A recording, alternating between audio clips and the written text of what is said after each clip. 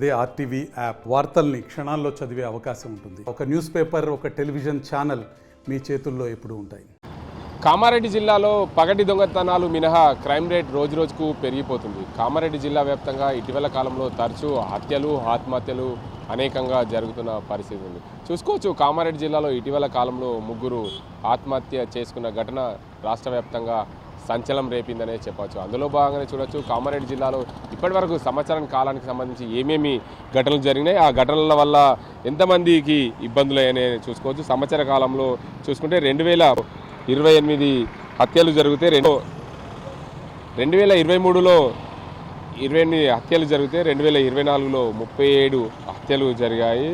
పగటి దొంగతనాలు 2023లో 37 జరిగితే 2024లో 17. అంటే పగటి దొంగతనాలని పూర్తిగా కామారెడ్డి పోలీసులు తగ్గించారు, నిఘా ఏర్పాటు చేశారు. పగటిపూట, రాత్రిపూట దొంగతనాలు 186 గత ఏడాది అయితే ఈ ఏడాది 191 దొంగతనాలు జరిగాయి. సాధారణ దొంగతనాలు 486 దొంగతనాలు అయ్యాయి.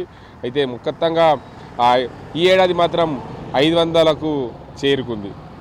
మరోవైపు చూడొచ్చు, మహిళా సంబంధ నేరాలు 361 గత ఏడాది ఉంటే ఈ ఏడాది 117 కేసులకు నమోదయ్యాయి. దాంతోపాటు రోడ్డు ప్రమాదాలు చూసుకుంటే 501 గత ఏడాది అయితే ఈ ఏడాది 513కు చేరిందని చెప్పచ్చు.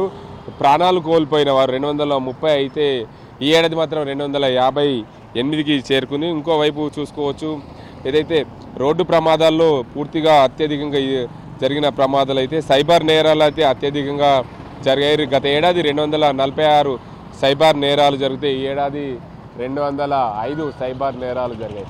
గత ఏడాది ఈ ఏడాదితో పోలిస్తే పగటిపూట దొంగతనాలు, అదేవిధంగా సైబర్ నేరాలు కామారెడ్డి జిల్లాలో తక్కువ స్థాయిలో నమోదయ్యాయి. మొత్తానికి ప్రతిరోజు ఏదో సమయంలో పోలీసులు నిఘా ఎక్కువగా ఉంటుంది. అదే కోణంలో కూడా పగటి దొంగతనాలు తక్కువగా జరిగాయి అని చెప్పచ్చు. మరోవైపు దీనికి అంతటికి సంబంధించి కామారెడ్డి జిల్లా పోలీసులు ఎప్పటికప్పుడు నిఘా ఏర్పాటు చేస్తూ ఆ కామారెడ్డి జిల్లాలో కేసుల సంఖ్య తగ్గించే ప్రయత్నం చేశారు. గత ఏడాది 5,578 కేసులు నమోదు అయినాయి. ఈ ఏడాది మాత్రం చూసుకుంటే గత ఏడాదితో పోలిస్తే ఈ ఏడాది కేసుల సంఖ్య భారీగా పెరిగిందని చెప్పచ్చు. సంవత్సర కాలంలో 600కు చేరింది. అంటే గత ఏడాదితో పోల్చుకుంటే ఈ ఏడాది 428 కేసులు ఎక్కువగా నమోదయ్యాయి. కొంత నేరాలు తగ్గుముఖం పట్టినప్పటికీ కూడా మరికొన్ని నేరాలు అధికంగా అయ్యాయని చెప్పి పోలీసు ఎస్పీ, కామారెడ్డి జిల్లా ఎస్పీ సింధు శర్మ పేర్కొన్న పరిస్థితి ఉంది. ఏదేమైనప్పటికీ తరచూ దొంగతనాలు, దోపిడీలు, హత్యలు, ఆత్మహత్యలు అనేకమయ్యాయి. కామారెడ్డి జిల్లాలో జరిగిన ఆత్మహత్యల వరుస చూసుకుంటే గత 2 నెలల క్రితం అయితే ఒక కుటుంబానికి సంబంధించిన 2 కుమారులను బావిలో వేసుకొని తండ్రి చనిపోయిన ఘటన ఎల్లారెడ్డిలో జరిగింది. అదేవిధంగా 3 ఆత్మహత్య చేసుకున్న ఘటన కామారెడ్డి జిల్లా కేంద్రంలో మొన్న అడ్లూరు ఎల్లారెడ్డి ప్రాంతంలో జరిగింది. మొత్తానికి చూసుకుంటే కామారెడ్డి జిల్లాలో తరచూ ఆత్మహత్యలు, హత్యలు అధికమయ్యాయి. దోపిడీ దొంగతనాలు రాత్రిపూట ఎక్కువయ్యాయి. హత్యలు కూడా ఎక్కువ అయిన నేపథ్యంలో పూర్తిగా పోలీసుల నిఘా వ్యవస్థలో కొంచెం గత ఏడాదితో ఈ ఏడాది 428 కేసులు అధికమయ్యాయని పోలీసుల శాఖ చెప్తున్న పరిస్థితి. ఏదేమైనప్పటికీ తరచూ దొంగతనాలు, దోపిడీలపైన నిఘా పెట్టారు. సైబర్ నేరాలు జరగకుండా పోలీసులు అదుపు చేస్తున్న పరిస్థితి నెలకొంది.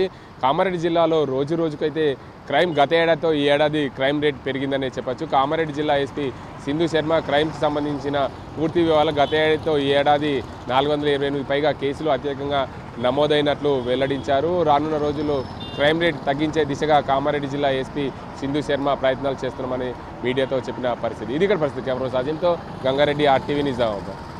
మరిన్ని వీడియోస్ కోసం ఛానల్ ని సబ్స్క్రైబ్ చేయండి. లేటెస్ట్ అప్డేట్స్ కోసం వాట్సాప్ ఛానల్ ని ఫాలో చేయండి. అండ్ లింక్ డిస్క్రిప్షన్ లో ఉంది.